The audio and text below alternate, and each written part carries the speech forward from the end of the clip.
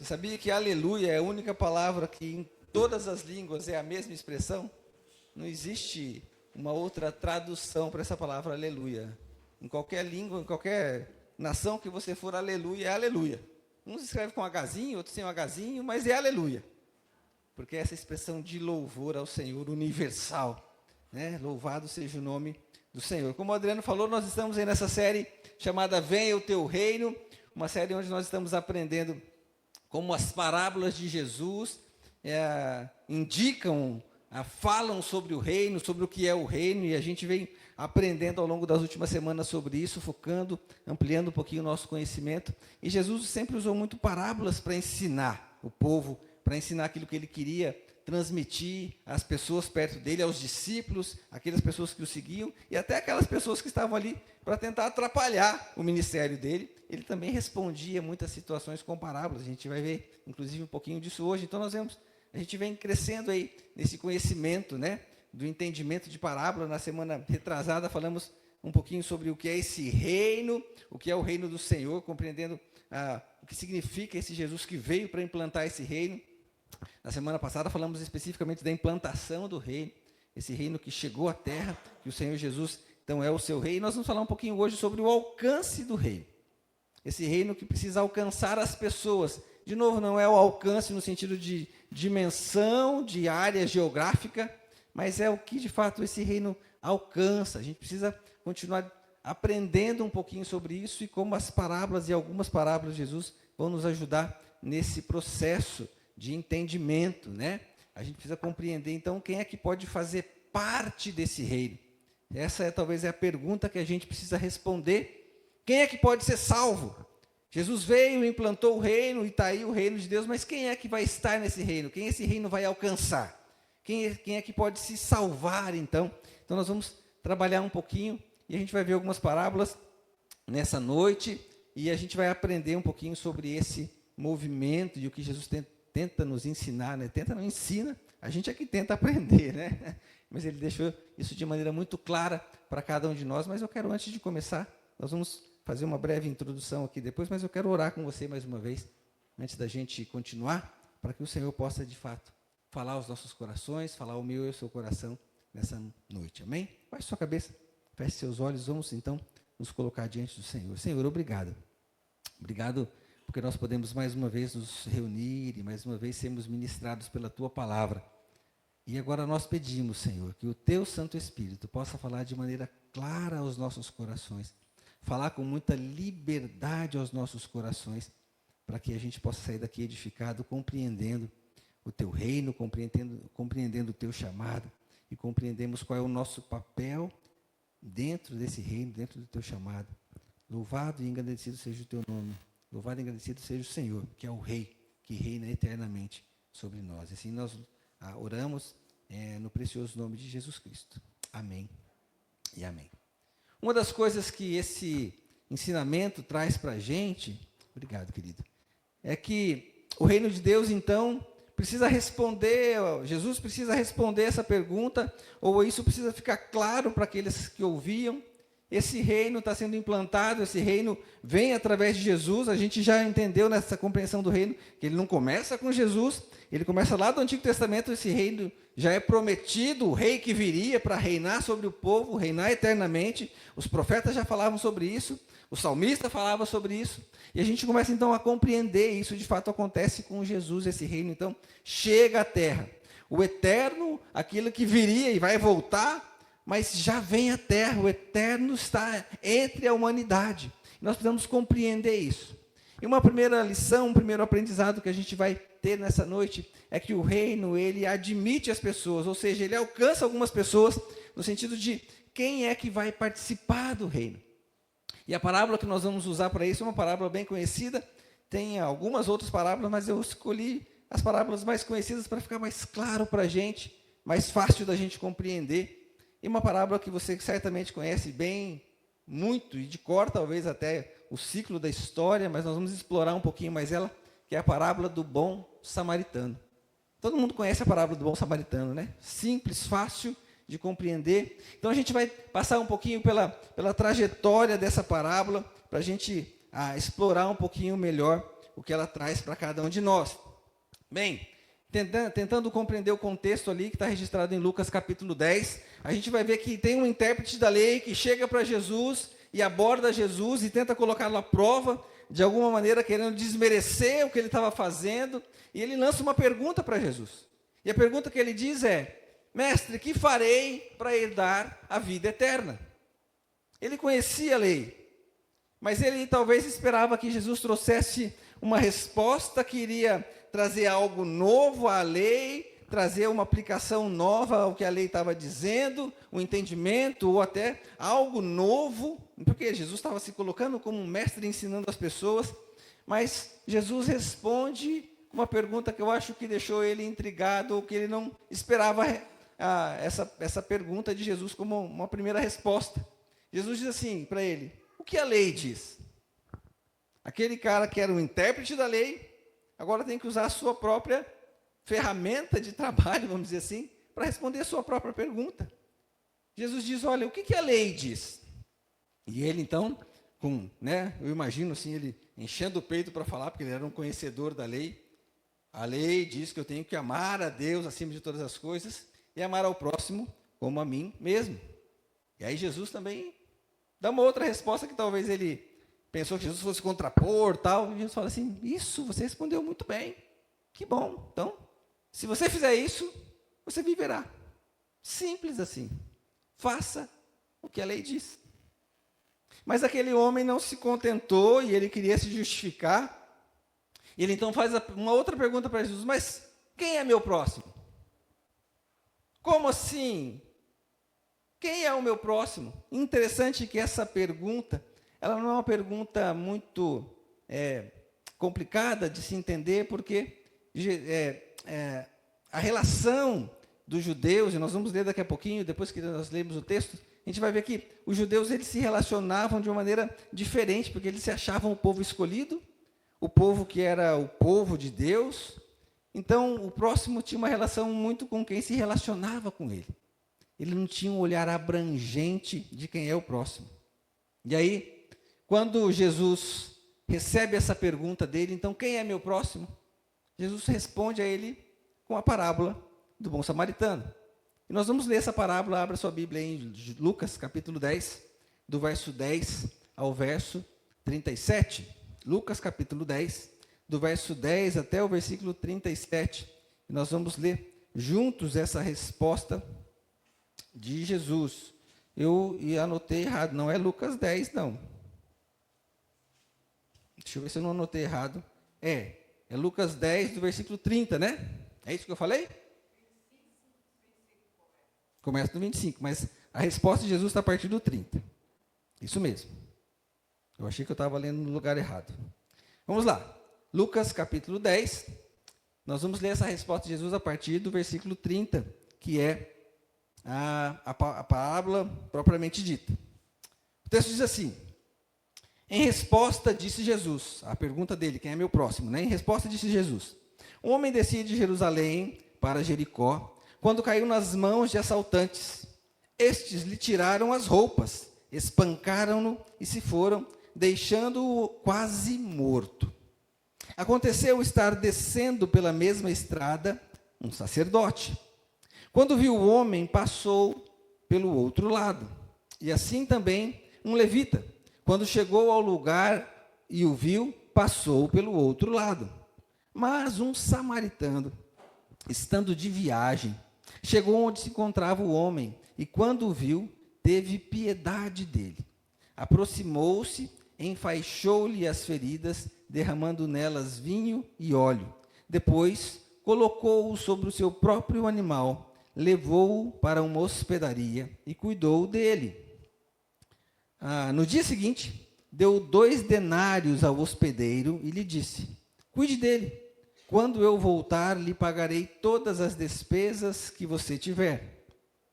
Qual desses 3 você acha que foi o próximo do homem que caiu nas mãos dos assaltantes? Jesus faz essa pergunta. E aquele intérprete da lei responde: aquele que teve misericórdia dele, respondeu o perito da lei. Jesus lhe disse: vá e faça o mesmo. Interessante a gente compreender isso, e nós vamos ver um contraponto da pergunta que aquele perito da lei, que aquele intérprete da lei faz, e a pergunta que Jesus repete, mas de uma perspectiva um pouquinho diferente. E como eu falei, definir o conceito de próximo para aquele judeu não era tão estranho assim. Kistemaker, que é um escritor e estudioso aí das parábolas, tem uma frase que vai aparecer aí para você, nós vamos ler juntos. Ele disse assim: o judeu vivia num círculo. O centro era ele mesmo, cercado por seus parentes mais próximos. E depois, então, pelos outros parentes e, finalmente, pelo círculo daqueles que se proclamavam descendência judaica e que se tinham convertido ao judaísmo. A palavra próximo tinha um sentido de reciprocidade. Ele é meu irmão e eu sou o irmão dele.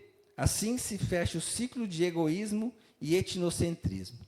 Ou seja, no conceito daquele perito da lei, daquele intérprete da lei, próximo não deveria ser ninguém mais do que aquele com que ele se relacionava. Próximo seria aquele que tem algo a oferecer para ele em troca do que ele pode oferecer. Por isso ele pergunta para Jesus: quem é meu próximo então? Tentando extrair de Jesus algo, ou tentando de novo colocar Jesus à prova, tentando fazer com que Jesus se confundisse em algumas coisas ali. Mas é interessante não voltar para a parábola, a gente entender um pouquinho mais do que a parábola traz, de elementos para que a gente possa compreender esse contexto como um todo. Primeiro, o trecho que Jesus cita na parábola, certamente era um trecho dentro do território judeu. O homem descia de Jerusalém para Jericó. Tinha um viajante nesse trecho, que também, certamente, era um judeu, porque estava dentro do território judeu. Aquele que foi atacado pelos salteadores ali. E o outro personagem, o primeiro que aparece, que encontra aquele homem, ou que avista aquele homem, ele é um sacerdote. Alguém que é religioso, alguém que conhece a lei, alguém que olha para aquele homem de longe e certamente teria todos os motivos do mundo para poder ajudá-lo, mas ele passa longe. Talvez o que pressionou aquele sacerdote, o que veio à mente daquele sacerdote é: e se ele estiver morto de verdade? Eu vou ter que verificar se ele está morto. E se ele estiver morto, segundo a lei, segundo os costumes, eu vou ficar impuro. Porque eu não posso tocar num corpo puro, eu vou ficar cerimonialmente impuro. Então, para ele não correr esse risco, dentro da sua religiosidade, do seu conceito de importância que ele tinha, ele simplesmente passa de lado, era muito mais fácil. Ele preferiu manter a sua integridade religiosa e a sua pureza cerimonial, ao de fato olhar para aquele homem e ter piedade daquele homem. O outro personagem que vem, então, é um levita, também integrante dessa elite religiosa, e certamente pensa a mesma coisa. Se esse homem estiver puro e eu tiver que lidar com ele, eu vou... Melhor, se estiver morto, né? E eu tiver que lidar com ele, eu vou ficar impuro. Talvez eles estivessem indo para o templo, para os seus ritos, para as suas cerimônias religiosas.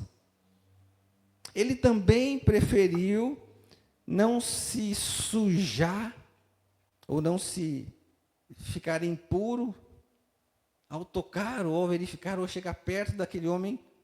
E você lembra que o texto diz que ele estava quase morto. E para saber se ele estava morto, tinha que chegar perto. Tinha que cutucar. Falou: você está bem? Mas esses dois homens, eles escolhem um caminho diferente. E certamente, ouvindo isso, aquele perito dali começa a ficar de olho arregalado, né? Eu imagino ele, aquele homem que interpela Jesus ali, que é um perito da lei, é um intérprete da lei, ele começa a ficar assim: onde é que esse cara vai chegar com essa história? Mas, de repente, no caminho, vem um samaritano. E o samaritano era alguém que era adversário do povo judeu. A gente não vai entrar nesse assunto, isso começa lá no Antigo Testamento. Essa briga começa longe. Se você lembrar de João capítulo 4, quando Jesus se encontra com aquela mulher samaritana, e fala que eles não se davam muito bem uns com os outros, nosso povo adora aqui nesse monte, vocês adoram lá no templo, lá em Jerusalém e tal, começa aquela discussão. Então, fica fácil de compreender que, para aquele perito da lei, saber que um samaritano estava se aproximando era alguém que não era seu próximo, ele não considerava próximo. Mas é justamente esse samaritano que vem, que se aproxima, que se compadece e que se envolve naquele cuidado. Que se envolve naquele olhar de não só ajudar, mas derrama ainda vinho e óleo, elementos que eram usados, inclusive, nas cerimônias religiosas, na adoração do templo. Jesus ainda deixa mais, assim, mais interessante essa história que ele conta para aquele perito da lei, dizendo, olha, ao invés de ele usar aquilo que ele poderia usar na sua cerimônia de adoração a Deus, ele usa para atender aquele homem caído. E aí, Jesus entra com uma pergunta que certamente deixou aquele homem ainda mais intrigado ao finalizar essa história. Você lembra qual foi a pergunta que o intérprete da lei, que o perito da lei fez para Jesus? Quem é o meu próximo? Olhando para si. E qual é a pergunta que Jesus faz para aquele homem, né, depois que ele conta a história? Quem foi o próximo daquele que estava caído? Ou seja, Jesus muda a pergunta, talvez fazendo a gente refletir em não pensar em quem é o meu próximo, mas eu estou sendo próximo de quem? Fez aquele homem pensar da sua perspectiva e mudar a sua maneira de perceber, a sua realidade, do que ele deveria fazer e como ele deveria agir e se relacionar com as pessoas, uma perspectiva que o reino traz. Uma perspectiva de olhar para as pessoas, não a partir de quem pode se relacionar comigo, mas de quem eu devo me relacionar. Ou com quem eu devo me preocupar. Lembrando que aquele homem era um samaritano. Ele ainda se coloca talvez numa posição complicada. Porque ele podia ser confundido exatamente com quem atacou aquele homem. Ele podia ser julgado mal. Ele se expõe. Porque ninguém sabe quem foi que atacou. Ele era um adversário. Talvez as pessoas da comunidade podiam falar assim, foi você mesmo, agora você está querendo aí, né, se justificar, querendo, né, se arrependeu. Ele se coloca em posição de talvez até ser prejudicado por isso. E a pergunta que Jesus faz para aquele intérprete da lei precisa vir ao meu e ao seu coração. Nesse reino que precisa encontrar as pessoas, nesse reino que admite as pessoas, ou que aceita as pessoas, mas não as pessoas que eu julgo que merecem, mas as pessoas que precisam ser alcançadas. Você já se perguntou, ou você já orou, ao levantar de manhã, dizendo para Deus assim, Senhor, quem vai ser o meu próximo hoje? Senhor, quem o Senhor tem hoje no meu caminho, que eu vou ter que me doar, para que o reino possa ser expandido e o reino possa alcançar mais uma pessoa. Aquele que precisa, aquele que necessita. Eu e você precisamos mudar a nossa visão, a nossa perspectiva de relacionamento com as pessoas do ponto de vista do reino de Deus. Nós temos que parar de olhar para nós mesmos e achar que nós é que vamos escolher. O reino de Deus é para todas as pessoas. Para todas aquelas que necessitam de auxílio, necessitam ser encontradas e alcançadas. E eu vou reforçar a pergunta. Se esse alcance do reino de Deus dependesse de você, qual seria a sua resposta? Quem você está disposto a alcançar para cumprir esse chamado de Jesus? Interessante essa resposta. Interessante essa reflexão. De novo, não é quem é meu próximo, mas é de quem eu serei próximo. Mas esse é um dos entendimentos desse movimento, desse reino, então, que admite as pessoas, que alcança as pessoas. Existe um outro ponto que tem a ver um pouco com esse, que vai fazer com que eu perceba e entenda qual vai ser a minha resposta, então, a esse chamado, a esse entendimento que o reino precisa que eu participe desse movimento de alcance. E o ponto seguinte que nós vamos ver se chama o reino que classifica.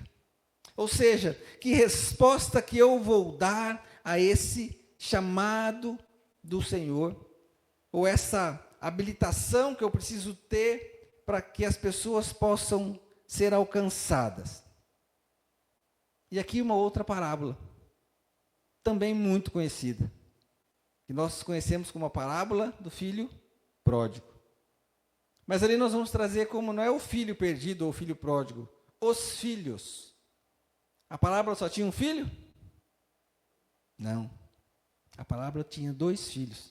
E é interessante compreender esse contexto da parábola.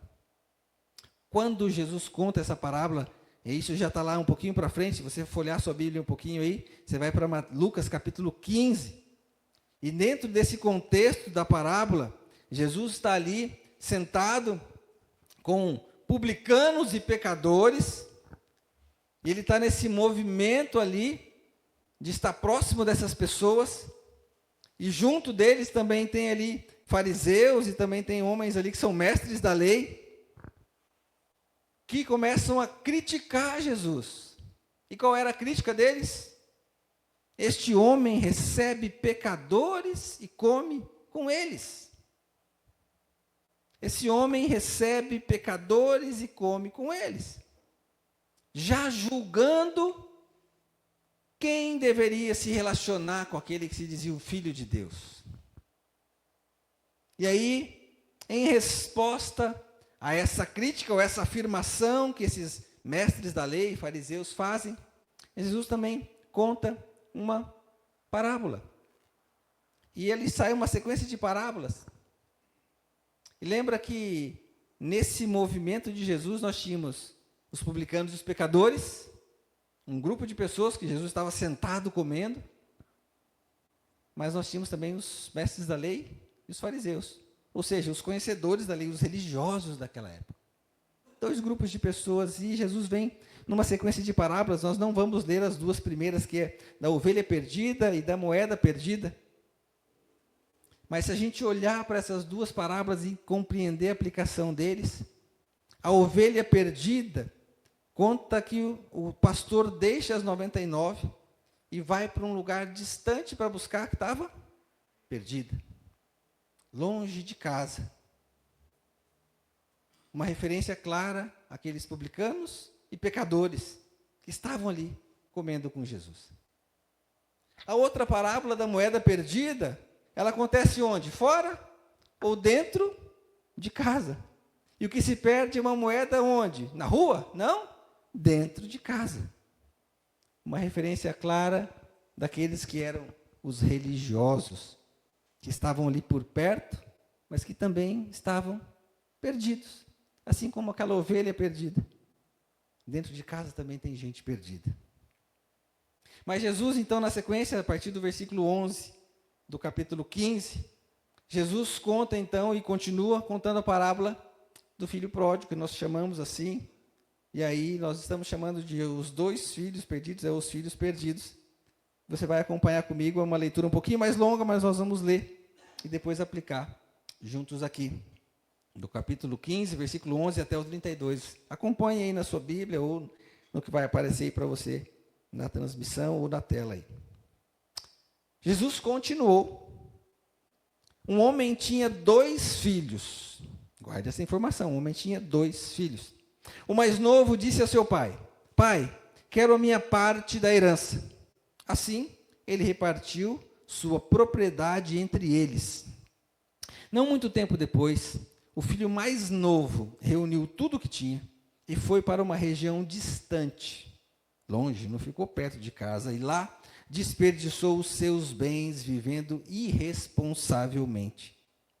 Depois de ter gasto tudo, houve uma grande fome em toda aquela região, e ele começou a passar necessidade.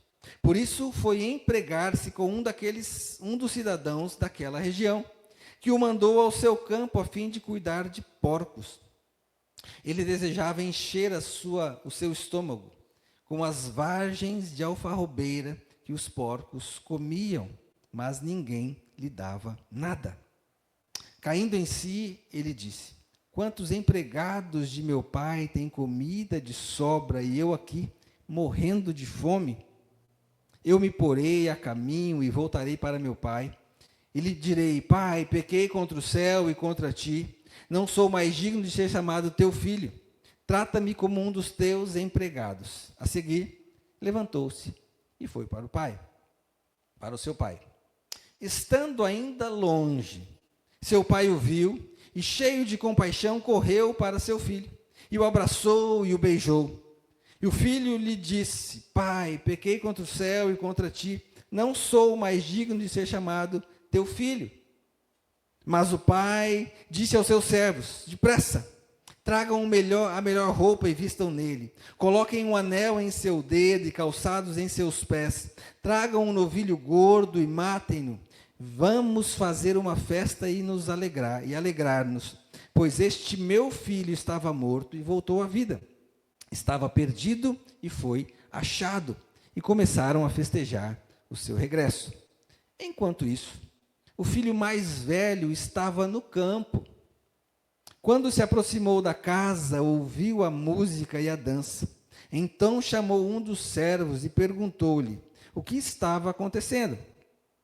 Este lhe respondeu: seu irmão voltou e seu pai matou o novilho gordo, porque o recebeu de volta são e salvo. O filho mais velho encheu-se de ira e não quis entrar. Então seu pai saiu e insistiu com ele.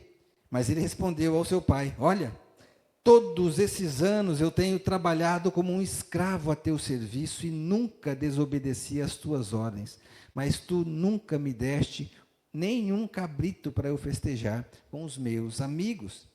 Mas quando volta esse teu filho, que esbanjou teus bens com as prostitutas, matas o novilho gordo para ele? Disse o pai: meu filho, você está sempre comigo e tudo o que tenho é seu. Mas nós tínhamos que celebrar a volta desse seu irmão e alegrar-nos, porque ele estava morto e voltou à vida, estava perdido e foi achado. E Jesus para aí a sua parábola. E é interessante, eu não sei se você já se perguntou, por que Jesus não continuou dizendo se aquele filho tinha voltado? Se aquele irmão mais velho entrou em casa ou não entrou? Porque ele não estava em casa ainda. Ele estava esperando, o pai foi ao encontro dele. E nós precisamos então compreender como essa resposta de Jesus àqueles fariseus e mestres da lei, que o acusavam de comer com publicanos e pecadores, como isso deve ter refletido, batido na cabeça, na mente deles, no entendimento deles, essa resposta de Jesus.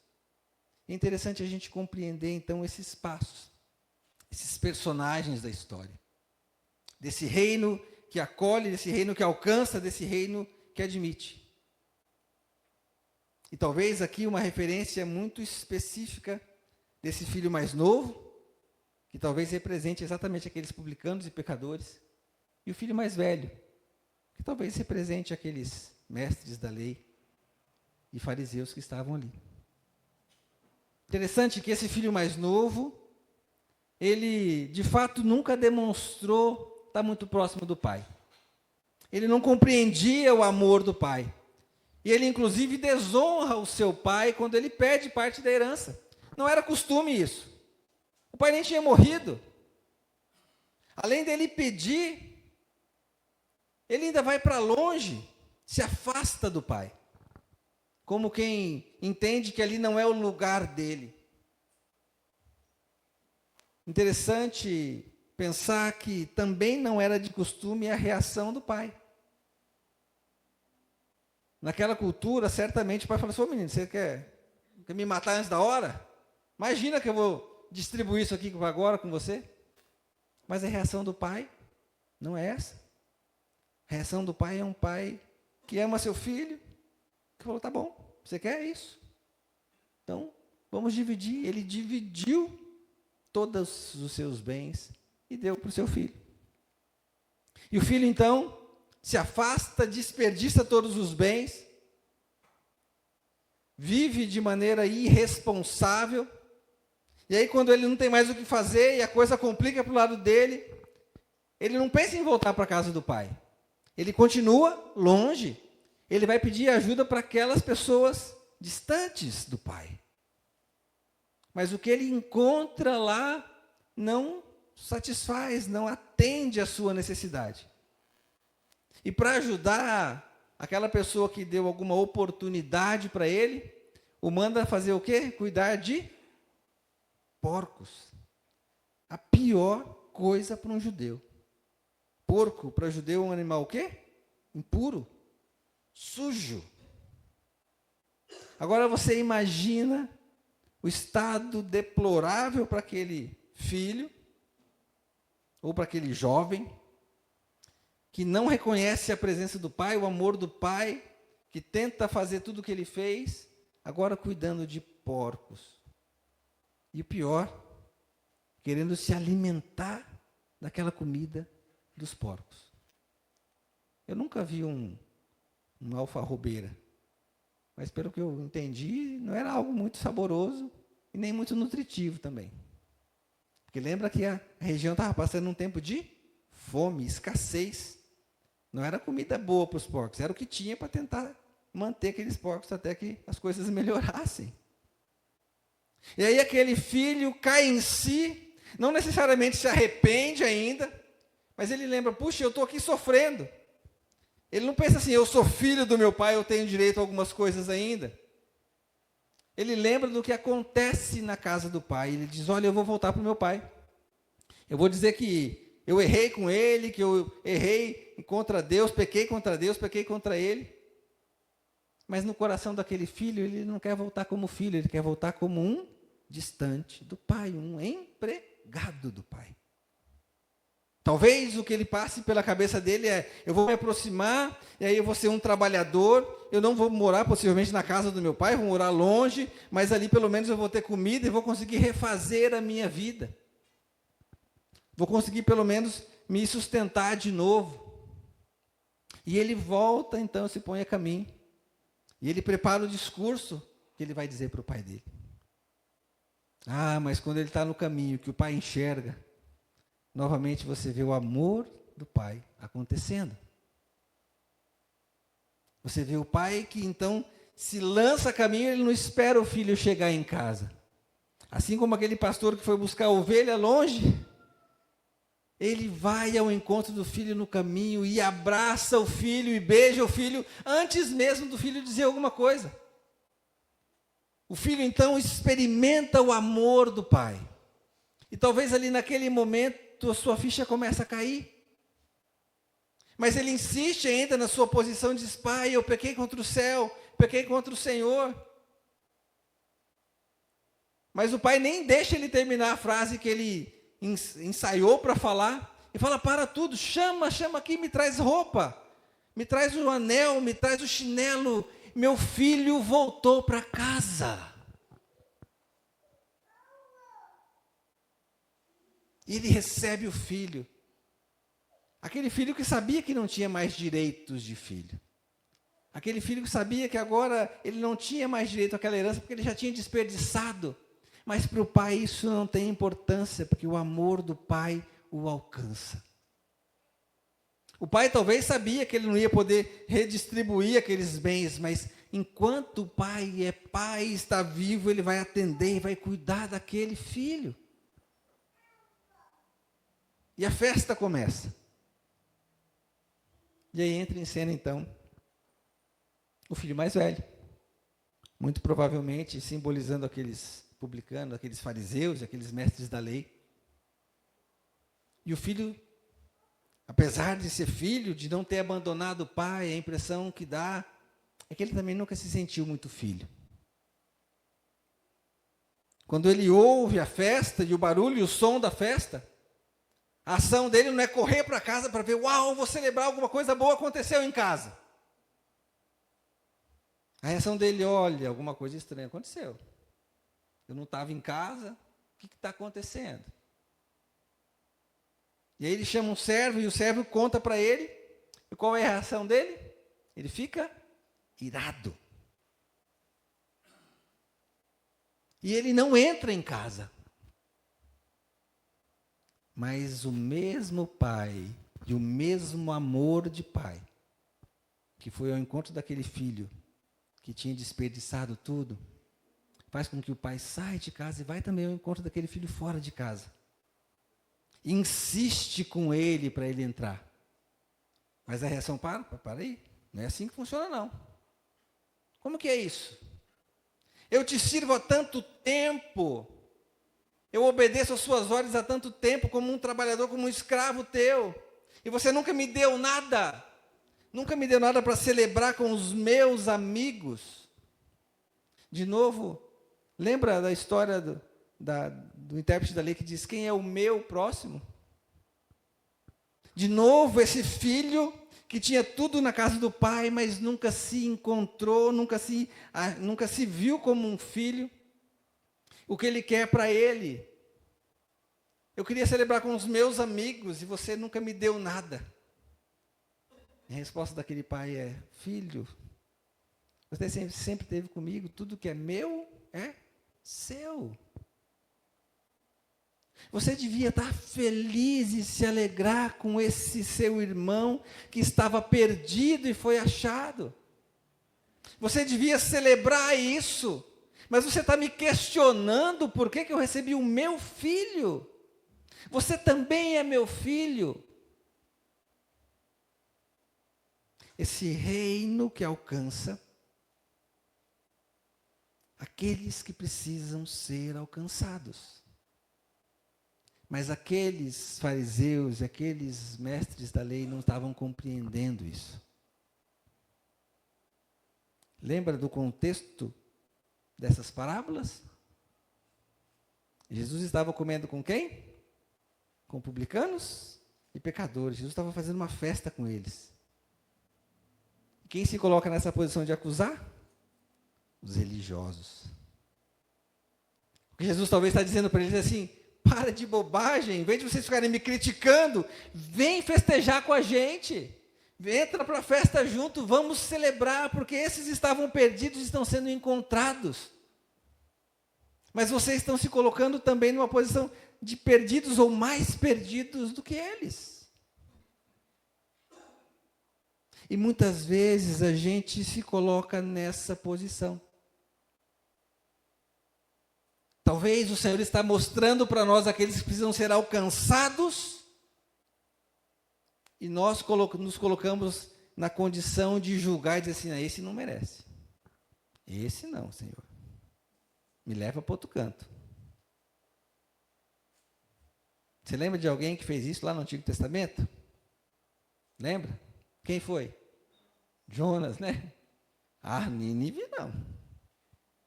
Essa cidade, esse povo aí, imagina. E se eles se arrependerem, eles não vão sofrer? E muitas vezes nós nos colocamos exatamente como esse filho mais velho.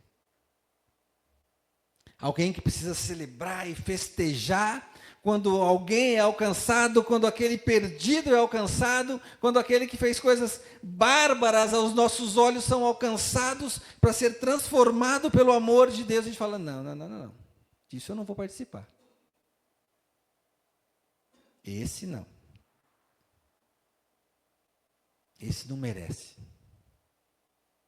Mas o reino de Deus alcança todos que precisam ser alcançados.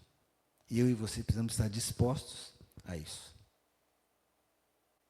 Mas nessa compreensão, o último ponto para a gente fechar, é que esse reino que admite, esse reino que classifica, ele também é o reino que busca. O homem tem uma resposta a dar a esse chamado. Olha, você tem que entrar e celebrar, você não quer fazer parte disso? Mas esse movimento, mesmo tendo uma resposta do homem, quem toma iniciativa é o próprio Deus, o próprio Pai. E aí essas duas parábolas que nós não vamos ler, que eu falei, tanto da ovelha perdida, quanto da dracma perdida, aponta isso.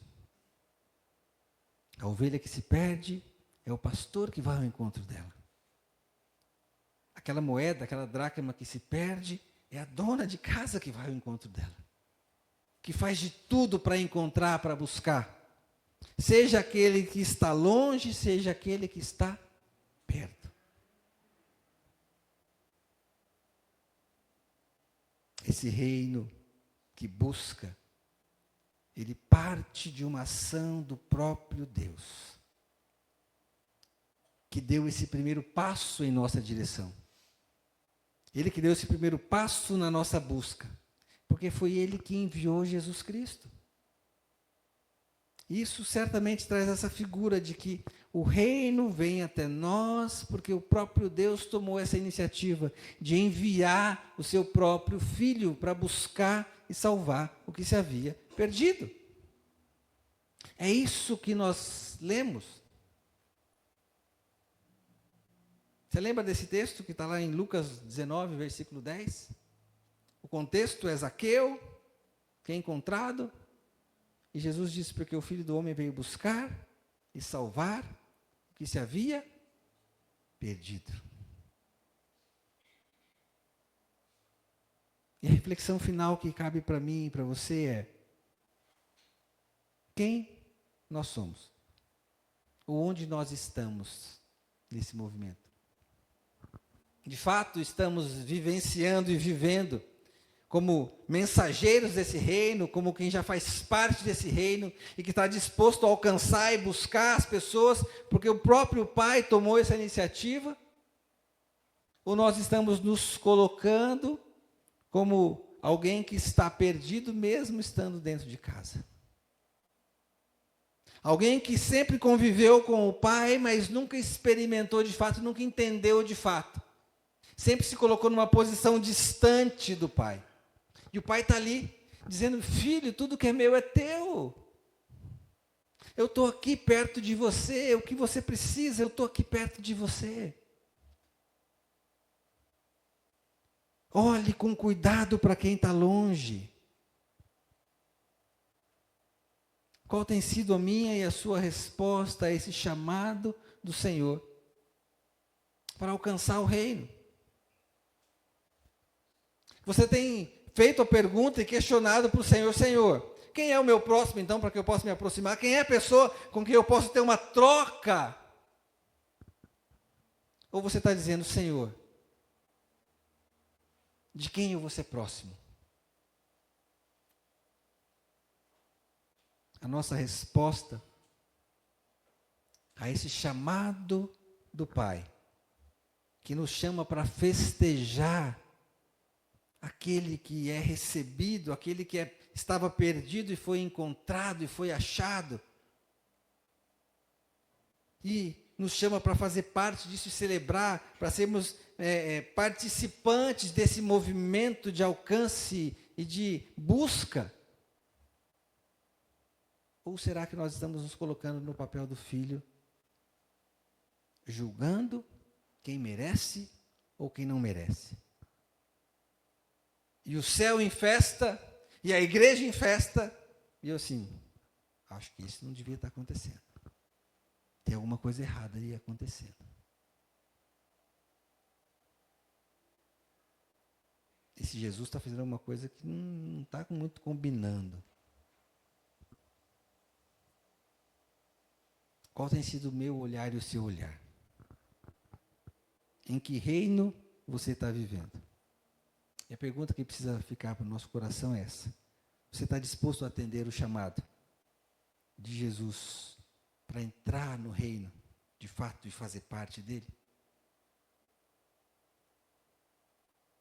Se você ainda não conhece Jesus, você está disposto a ser esse alcançado que estava longe, mas que pode fazer parte agora do reino? Ou você é um que já conhece Jesus, mas tem agido como quem estava meio distante.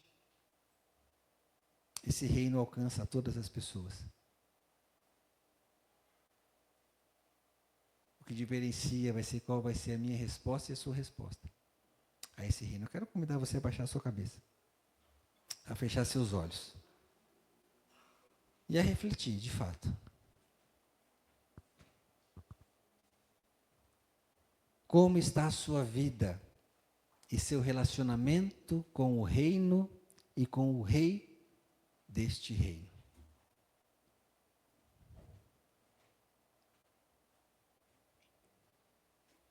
Se você olhar para o lado, você vai ver muitas cadeiras vazias ao seu lado. Se você olhar ao redor, você vai ver muita gente que podia estar ao seu lado, celebrando. A pergunta é: o que você tem feito? Qual tem sido o seu papel? Você tem compreendido que você é instrumento deste rei para que pessoas sejam alcançadas, para que vidas sejam transformadas, independente das suas histórias, independente do seu passado, independente das suas atitudes, porque esse alcance não julga as pessoas, ele transforma as pessoas. O que o Evangelho faz não é alcançar aqueles que já melhoraram, já mudaram de vida, não. Ele alcança aqueles que precisam ser alcançados. Jesus não veio para os sãos, mas para os doentes. Não veio para os justos, mas para os pecadores.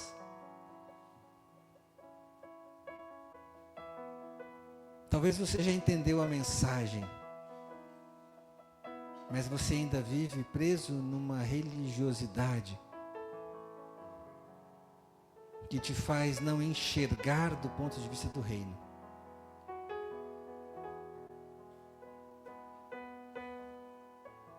Qual vai ser a sua resposta a esse reino, a esse rei e a esse chamado? Vamos orar?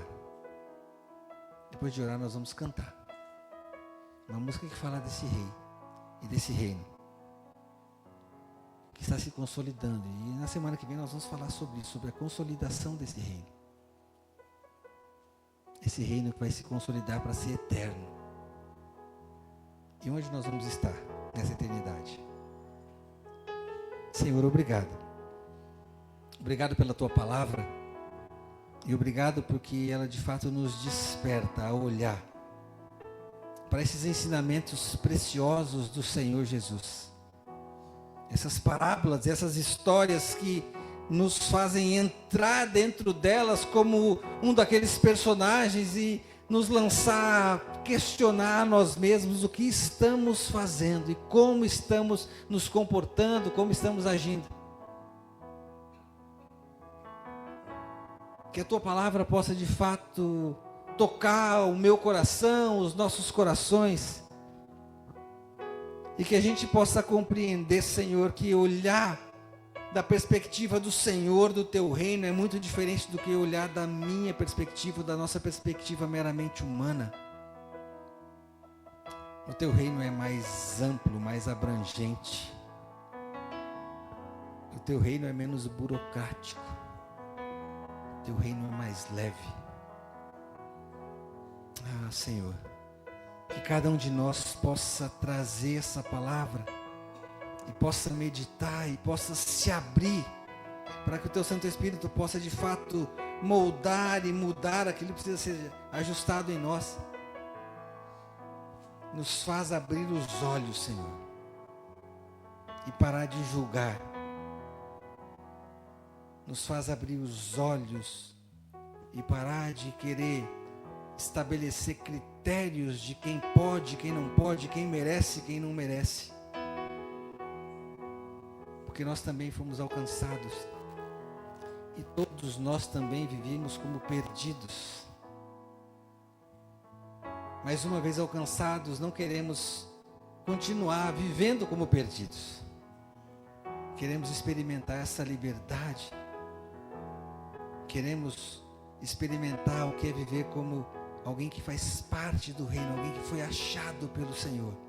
Cuidado, tendo as feridas tratadas e saradas e curadas, para que haja uma vida plena, uma vida abundante. Mas que a partir daí possamos nos colocar então como esses instrumentos e esses mensageiros do Senhor, que vão olhar para as pessoas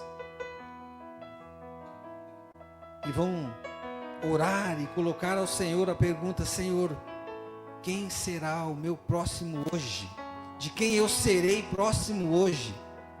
Quem precisa do Senhor e quem precisa da ação do Senhor através da minha vida hoje? Ah, Senhor, nos desperta para sairmos da nossa religiosidade, do nosso comodismo. Nos desperta para deixarmos de ser meros espectadores da Tua Palavra, meros ouvintes da Tua Palavra. Queremos ser de fato praticantes da Tua Palavra, como o Senhor ensina. Que ao sair daqui nessa noite, a gente não saia simplesmente dizendo: olha que palavra boa, mas que a gente bata no peito e diga: Senhor, tem misericórdia de mim, que não tenho feito o que o Senhor espera que eu faça. Senhor, tem misericórdia de mim, que não tenho agido como o Senhor espera que eu haja, que não tenho amado como o Senhor espera que eu ame, que não tenho buscado as pessoas como o Senhor espera que eu busque. Tem misericórdia de mim, Senhor. Transforma a minha vida. É que o Teu nome seja anunciado. É que o Teu amor, que um dia me alcançou, possa alcançar a todos e que eu possa sim celebrar e festejar. Porque sim, muitos pecadores estarão chegando para serem transformados pelo Senhor. Nós vamos festejar isso, porque aqueles que estavam perdidos estão sendo encontrados, achados. Ah, Deus, faz essa obra no nosso meio, a partir do meu coração, a partir do nosso coração. Nos usa para o louvor da Tua glória. E assim nós oramos, no precioso nome de Jesus Cristo. Amém.